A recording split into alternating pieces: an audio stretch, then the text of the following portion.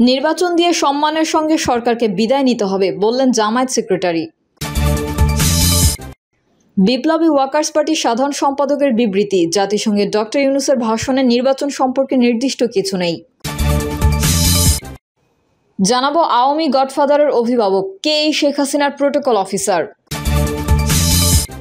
এবং সর্বশেষ জানাবো শেখ হাসিনাকে দেশে ফিরিয়ে এনে বিচারের দাবি যুক্তরাষ্ট্র বিএনপির। এতক্ষণ শুনছিলেন সংবাদ শিরোনাম, এবারে বিস্তারিত। নির্বাচন দিয়ে সম্মানের সঙ্গে সরকারকে বিদায় নিতে হবে বললেন জামায়াত সেক্রেটারি। অবাধ ও অংশগ্রহণমূলক নির্বাচন দিয়ে সম্মানের সঙ্গে অন্তর্বর্তী সরকারকে বিদায় নিতে হবে বলে উল্লেখ করেছেন জামায়াতে ইসলামীর সেক্রেটারি জেনারেল অধ্যাপক মিয়া গোলাম পরোয়ার। শনিবার দুপুরে জেলা শিল্পকলা একাডেমির মিলনায়তনের রোকেন সম্মেলনে তিনি এই কথা বলেন। অন্তর্বর্তী সরকারের উদ্দেশ্যে মিয়া গোলাম পরোয়ার বলেন, অবাধ ও অংশগ্রহণমূলক নির্বাচন দিয়ে সম্মানের সঙ্গে সরকারকে বিদায় নিতে হবে। ছাত্র জনতার বুকের তাজা রক্তের বিনিময়ে ফ্যাসিস্ট আওয়ামী লীগ সরকারের বিদায় হলেও তাদের প্রেতাত্মারা অন্তর্বর্তী সরকারের বিভিন্ন কার্যক্রম বাধাগ্রস্ত করতে নানা ষড়যন্ত্র চালাচ্ছে। তিনি আরও বলেন, গণবিচ্ছিন্ন আওয়ামী লীগ নতুন করে চেষ্টা চালাচ্ছে দেশে অরাজকতা সৃষ্টি করতে। আওয়ামী লীগ চাকরিসহ বিভিন্ন ক্ষেত্রে বৈষম্য, দলীয়করণ ও দুর্নীতির মাধ্যমে দেশকে ধ্বংসের দ্বারপ্রান্তে নিয়ে গিয়েছিল। বিপ্লবী ওয়ার্কার্স পার্টি সাধারণ সম্পাদকের বিবৃতি, জাতিসংঘে ডক্টর ইউনূসের ভাষণে নির্বাচন সম্পর্কে নির্দিষ্ট কিছু নেই। জাতিসংঘে অন্তর্বর্তী সরকারের প্রধান উপদেষ্টা ডক্টর মোহাম্মদ ইউনূসের দেওয়া ভাষণ সম্পর্কে বিপ্লবী ওয়ার্কার্স পার্টির সাধারণ সম্পাদক সাইফুল হক বলেছেন, ভাষণে তিনি ছাত্র জনতার অভ্যুত্থানের আকাঙ্ক্ষা তুলে ধরেছেন। তার সরকারের অগ্রাধিকার সম্পর্কে অনেক গুরুত্বপূর্ণ কথা বলেছেন, কিন্তু গণতান্ত্রিক উত্তরণে জাতীয় নির্বাচন সম্পর্কে নির্দিষ্ট কিছু উল্লেখ করেননি। আন্তর্জাতিক সম্প্রদায় ও দেশের জনগণকে আশ্বস্ত করতে এই ব্যাপারে তিনি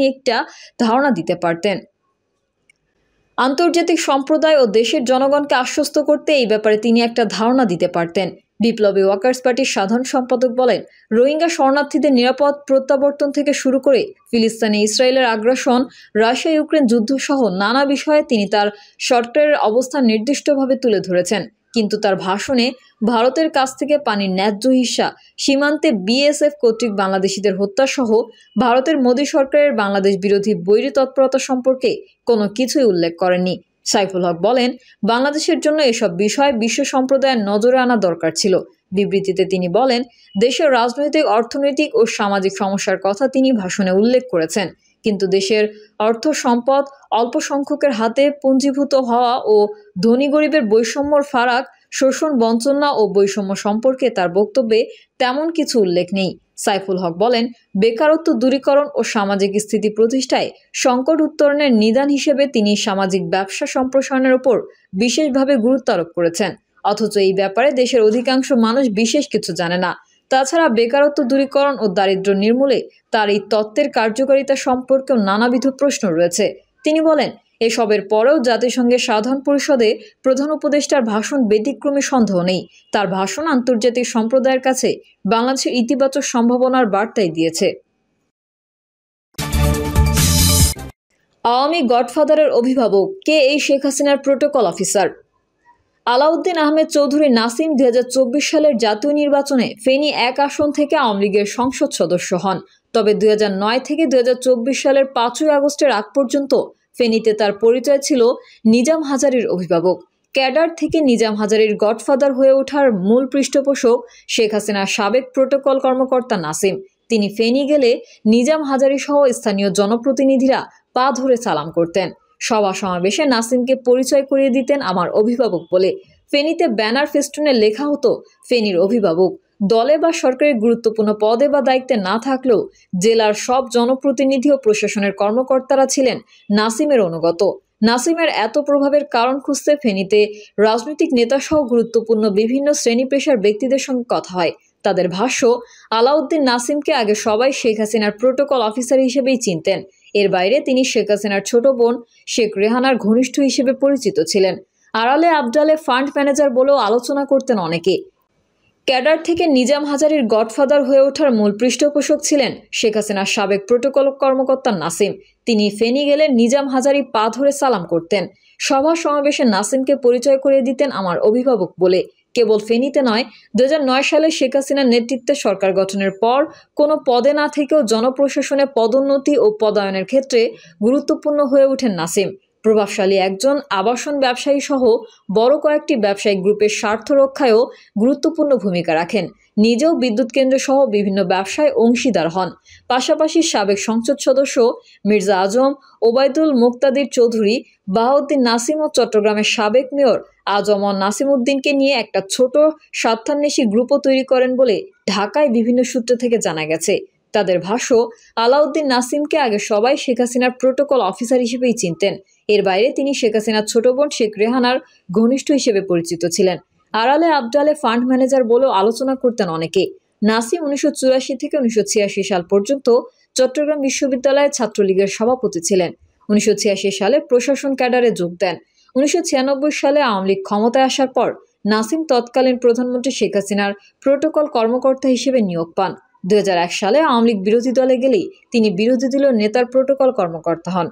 পরবর্তী সময়ে তিনি সরকারি চাকরি থেকে স্বেচ্ছায় অবসর নেন। শেখ হাসিনার প্রোটোকল কর্মকর্তা থাকাকালেই নাসিমের নানামুখী যোগাযোগ ও সম্পর্ক গড়ে ওঠে।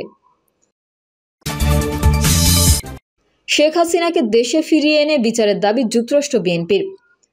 যুক্তরাষ্ট্র বিএনপি ও এর অঙ্গ সংগঠনসমূহ জাতিসংঘ সদর দপ্তরের সামনে একটি বিক্ষোভ সমাবেশের আয়োজন করে।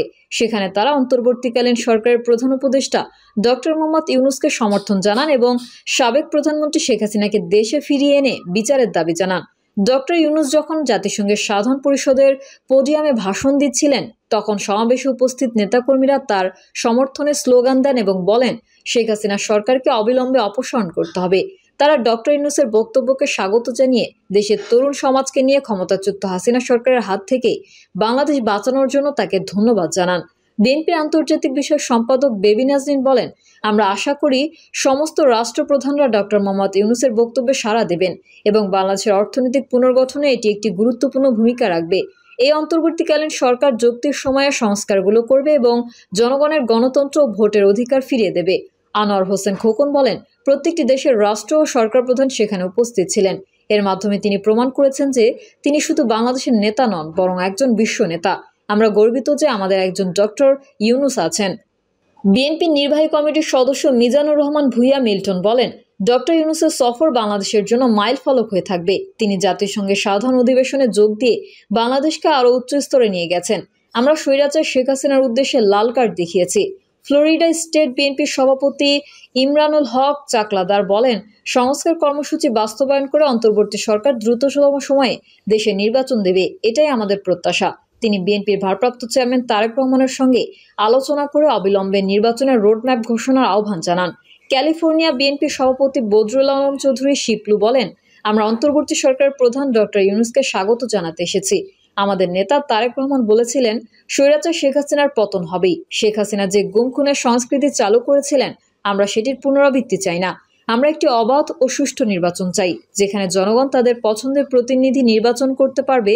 এবং সর্বশেষে বক্তারা শেখ হাসিনার আমলেই গুম খুনের সংস্কৃতির বিরুদ্ধে অবস্থান নেওয়ার অঙ্গীকার করেন এবং একটি সুস্থ গণতান্ত্রিক পরিবেশ প্রতিষ্ঠার দাবিতে সোচ্চার হন। প্রিয় দর্শক, এই ছিল এখনকার সর্বশেষ সংবাদ। আপডেট সংবাদ পেতে চ্যানেলটি সাবস্ক্রাইব করে বেল আইকনটি ক্লিক করুন। কমেন্টে আপনার মতামত জানিয়ে আমাদের সাথেই থাকুন। ধন্যবাদ সবাইকে। আল্লাহ হাফেজ।